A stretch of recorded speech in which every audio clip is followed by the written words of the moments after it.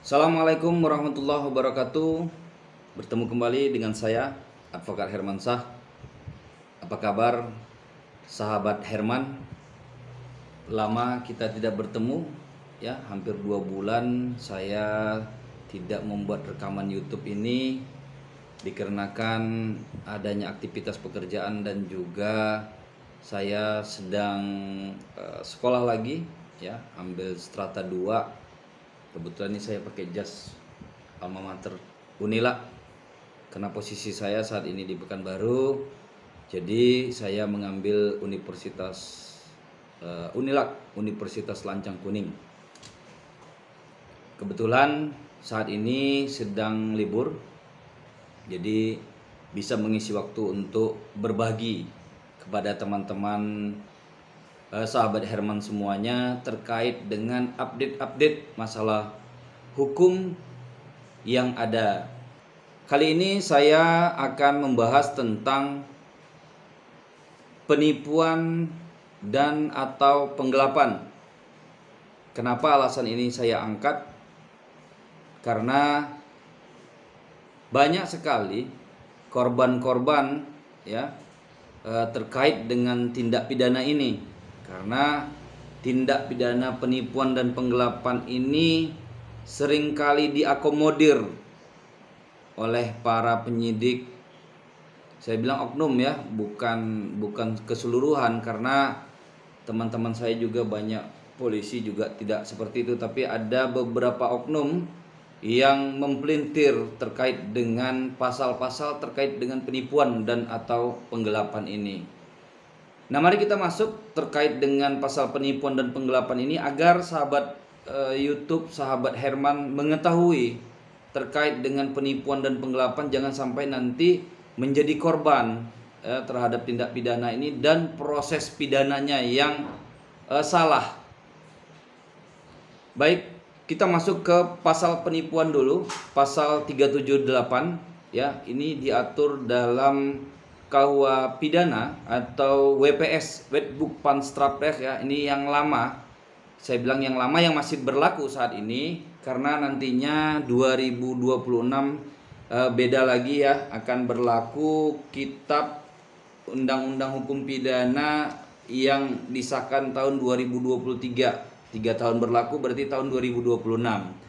Nah, terkait dengan pasal 378, Wetboek van Strafrecht menyatakan barang siapa dengan maksud menguntungkan diri sendiri atau orang lain dengan melawan hak, baik dengan memakai nama palsu atau keadaan palsu, baik dengan akal atau tipu muslihat maupun karangan perkataan bohong, membujuk orang supaya memberikan suatu barang, membuat utang atau menghapus piutang, dihukum karena penipuan dengan hukuman penjara selama 4 tahun. Nah, di sini perlu kita dalami terkait dengan penipuan ini, karena bedanya penipuan, penggelapan, kemudian perbuatan melawan hukum dan prestasi itu sangat sedikit. Jadi penipuan ini sering dipelintir, sering dianggap bahwa kalau dia perdata, dia dilarikan ke pidana gitu, dengan harapannya bisa memaksa si terlapor terkait dengan hal ini untuk bisa menyelesaikan penipuan dan penggelapan yang dilakukannya. Nah, apa penipuan dalam masuk kadar pidana ini? Nah, kita harus membedah unsur-unsurnya. Nah, tadi yang seperti saya sampaikan adalah terkait dengan barang siapa dengan maksud menguntungkan diri sendiri atau orang lain. Nah, caranya itu dia pertama menggunakan nama palsu, ya, menggunakan nama palsu, kemudian dia menggunakan keadaan palsu, adanya tipu muslihat, perkataan bohong, kemudian memujuk orang lain untuk menyerahkan barang dan memujuk orang lain untuk memberikan hutang. Nah, di sini ada beberapa terjadi, ya, saat ini yang saya sedang tangani terkait dengan perkara 372 dan 378. Ini kita bahas 378-nya dulu, bahwa bagaimana sih 378 ini bisa masuk dalam pidana? Seperti yang tadi kita sampaikan, kita telah bedah, ya kan? Nah, di sini ada hal-hal yang sebenarnya perdata, dia hubungan keperdataan, kemudian ada saling menguntungkan, kemudian dia ada perjanjian di sini, baik perjanjiannya di notaris atau perjanjian tertulis di bawah tangan, tapi lebih baiknya memang di notaris ya. Nah, perjanjian ini yang menyatakan bahwa sebenarnya apabila ya unsur-unsur tadi yang tertera di pasal 378 itu tidak dilakukan, maka ini adalah mutlak perdata. Karena perjanjian tersebut terlaksana gitu. Nah, kalau terjadinya perjanjian itu tidak terlaksana, maka jadinya wan prestasi. Jadi bukan larinya ke pidana, tapi seringkali dipaksakan, sama seperti yang saya tangani sekarang perkara di Polresta Pekanbaru, kemudian ada satu lagi di Polrestabes Palembang. Jadi memang ini hubungannya perdata karena ada hubungan saling menguntungkan, namun ada sedikit dipelintir terkait dengan penitipan uang. Nah, penitipan uang di sini kan tidak boleh, karena penitipan uang itu harus dilakukan di lembaga resmi, bukan hubungan hukum antara yang satu dengan yang lainnya terus menitipkan uang. Nah, apalagi hubungan perdata itu saling menguntungkan, sebenarnya pidana itu nggak ditemukan di situ, tidak ditemukan. Apalagi ada klausula perjanjian, bahwa di klausula perjanjian tersebut disebutkan bahwa apabila para pihak ya tidak memenuhi ya prestasinya, maka para pihak menunjuk pengadilan mana untuk menyelesaikannya. Mutlak adalah hubungan perdata. Jadi oknum-oknum ya, sebagian oknum nggak bisa juga untuk membelintir itu, harus ke pidana, memaksakan kehendak. Jadi kalau dia biasanya diambilnya itu adalah sebagian saja terkait dengan peristiwa hukumnya. Nah, sementara kalau dalam hukum pidana sendiri adalah dia harus keseluruhan rangkaian suatu terjadinya tindak pidana harus dilakukan secara utuh, nggak boleh sepenggal-sepenggal. Nah, ini kamu nggak bayar, ini oke, ini perdata, yang ini pidana, nggak bisa. Dia harus seluruhnya, satu kesatuan keseluruhan memang dia pidana terjadi, ya kan, baru dapat dilakukan. Jadi nggak bisa di sepenggal-sepenggal. Kemudian pidana ini kan berbeda dengan perdata, bahwa hukum pidana ini diartikan hanya dengan gramatikal, tata bahasa. Jadi maksud daripada pembuat undang-undang itu jelas, tidak perlu diartikan yang lain, kecuali artiannya untuk misalnya nominal uang. Itu kan zaman dahulu dengan zaman sekarang, kerugian itu berbeda. Kayak sekarang kan minimal menurut surat edaran Mahkamah Agung 2.500.000, itu juga harus terpenuhi, itu boleh. Namun untuk yang lainnya, penafsiran yang lain itu tidak dapat dilakukan dengan semaunya kehendaknya penyidik itu.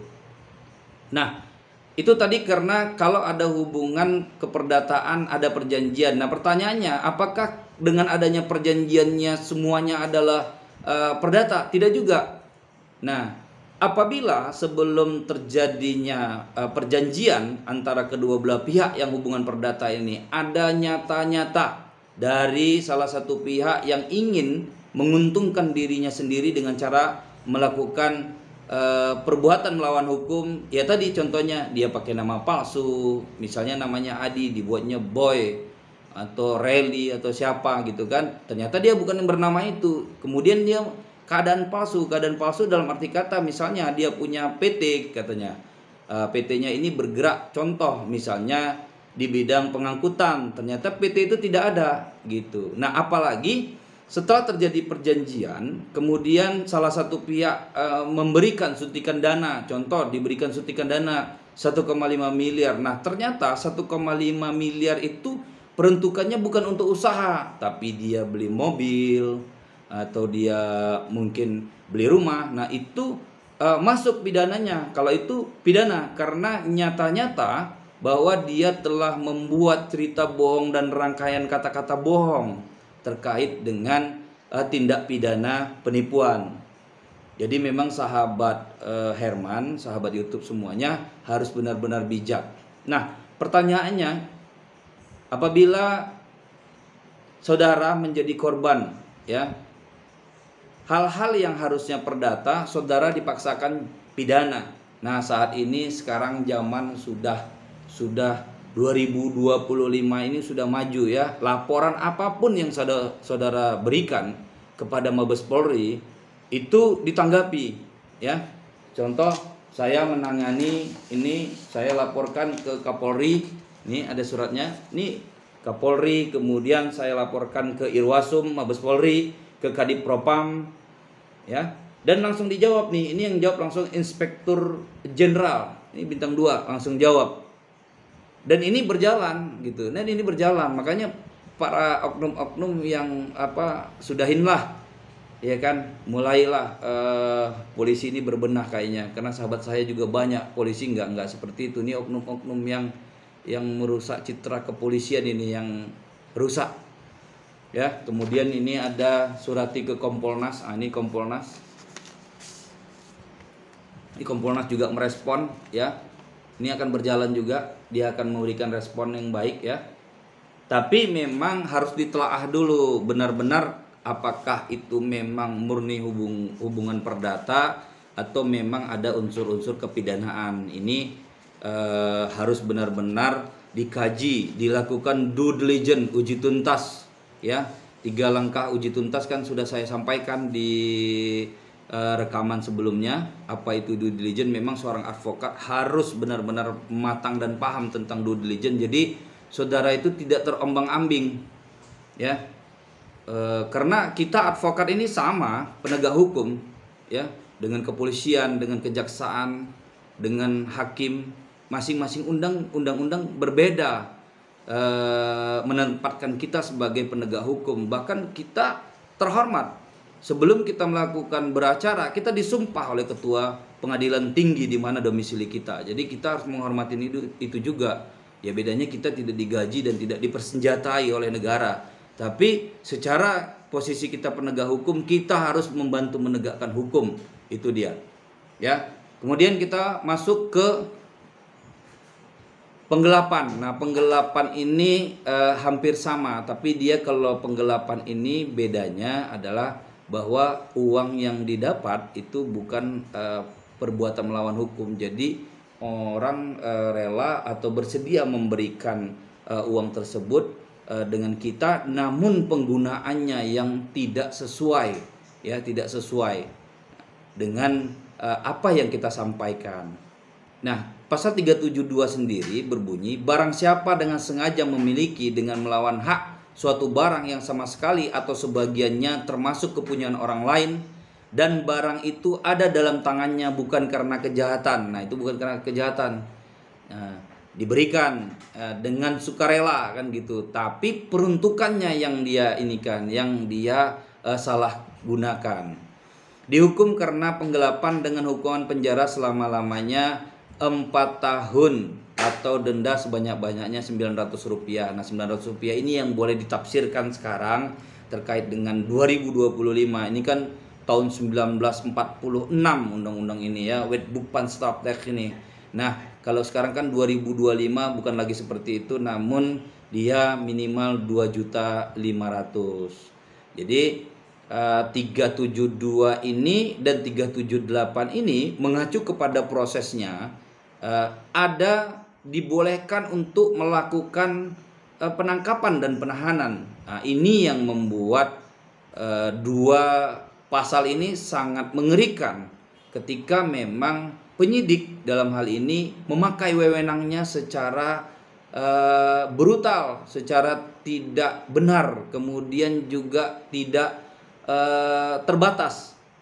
Hal yang paling sederhana dibilang adalah silakan saudara sebagai PH untuk mengajukan upaya hukum, benar salah nanti kita buktikan. Nah, ini yang kita repot, itu ketidakprofesionalan sebenarnya kalau kita mau bicara. Tapi beberapa saya tangani perkara terkait dengan penipuan dan penggelapan. Ini kita bicara tentang terlapor dulu, ya. Terlapor itu beberapa bisa saya maksudnya bukan diamankan, ya, tapi bisa memang secara pidana saya akomodir. Karena saya kalau udah seperti ini duanya pengacara ini tindakannya. Pertama adalah koordinasi yang baik dengan penyidik. Penyidik di sini apakah penyidik yang ada di unit ataukah kasat atau sekalian Kapolres kan gitu. Tapi biasa Kapolres nggak jauh, biasa kasat lah paling apa. Nah tapi apabila tidak ada respon dari semuanya, silahkan saudara buat yang tadi. Biasa kalau udah ini berjalan, mereka juga bingung seperti apa. Karena kalau mau melakukan pun upaya hukum, upaya paksa penangkapan dan penahanan udah ribet kan gitu. Jadi punya dua peluang lagi terkait dengan ini. Pertama, upaya hukum seperti ini dilakukan, ya, dia diperiksa nanti apakah ada pelanggaran etiknya nanti ke Bitpropam atau apa ada pelanggarannya nanti Irwasum biasanya nanti akan turun atau dia nanti juga bisa berkoordinasi dengan Irwasda. Nah ini kalau ini udah berjalan repot mereka nih, repot diperiksa, maraton diperiksa kebenaran terkait dengan perkara yang mereka tangani. Dan memang dua perkara ini sangat unik. Ketika saya menerima perkara, sudah statusnya dalam panggilan undangan ya, undangan yang kedua, kemudian undangan klarifikasi kedua, kemudian begitu saya koordinasi dengan penyidik, dia bilang nanti aja datangnya setelah adanya nanti panggilan kalau sudah naik ke sidik. Nah sementara saksi-saksi belum diperiksa, naik ke sidik dari mana? Ternyata benar. Naik ke sidik, dia lampirkan SPDP, kemudian dia panggil klien saya, ya panggilan 1, panggilan 2 dengan harapan dia pasti nggak berani mengeluarkan untuk surat penangkapan. Dia pasti yang dia bawa adalah surat perintah membawa. Setelah surat perintah membawa dihadapkan, diperiksalah sebagai saksi, barulah keluar tak tersangka dan tabhan yang dibanggakan mereka lah kan gitu. Kita advokat kalau udah terkait dengan tabhan itu berat katanya, karena bahasa yang paling pamungkas adalah silakan saudara buktikan ini di pengadilan. Nah ketika memang dibuktikan di pengadilan nanti misalnya tidak terbukti, lepas. Nah sementara penyidiknya juga nggak ini kan gitu. Tapi saya kalau memang itu benar menurut saya kejar kemanapun saya kejar. Jadi nggak bisa dibiarkan yang seperti itu. Bahkan nanti kalau memang dia harus sudah sampai ke kejaksaan, dia limpah, kita minta untuk saksi perbalisan, datangkan dia, hadirkan dia, biar dia tahu bagaimana sidang prapit itu, apa yang bisa dia jawab terkait perkara ini. Kenapa perkara yang bersifat perdata dia alihkan, dia paksakan dengan kekuatan jabatan dia untuk jadi pidana. Ini yang nggak boleh gitu, kasihan masyarakat. Ini aja ada 3 orang yang koordinasi sama saya terkait dengan hal ini, ya akhirnya nanti larinya ke pemerasan, larinya ke apa. Tapi nanti kalau udah kita lakukan upaya, advokat ini lakukan upaya, dia bilang wah ini advokatnya sombong lakukan upaya gitu. Tapi kalau nggak kita lakukan upaya, dia sewenang-wenang dengan kita. Nah, jadi ya saling menghormati sebenarnya hal yang paling baik. Kita dudukkan perkara ini kan gitu. Jangan ada kepentingan khusus dalam menangani perkara. Begitu. Secara pribadi nanti terkait dengan yang perkara di Polrestabes Palembang dengan di Polresta Pekanbaru nanti untuk yang episode selanjutnya nanti saya ungkapkan juga posisi sebagai pelapor. Ini khusus terlapor dulu yang saya ungkap. Demikian yang bisa saya sampaikan. Terima kasih. Semoga ini bermanfaat untuk sahabat YouTube semuanya. Ya, apabila ada hal-hal yang ingin dikoordinasikan, karena saya yakin ini banyak permasalahan seperti ini, ya.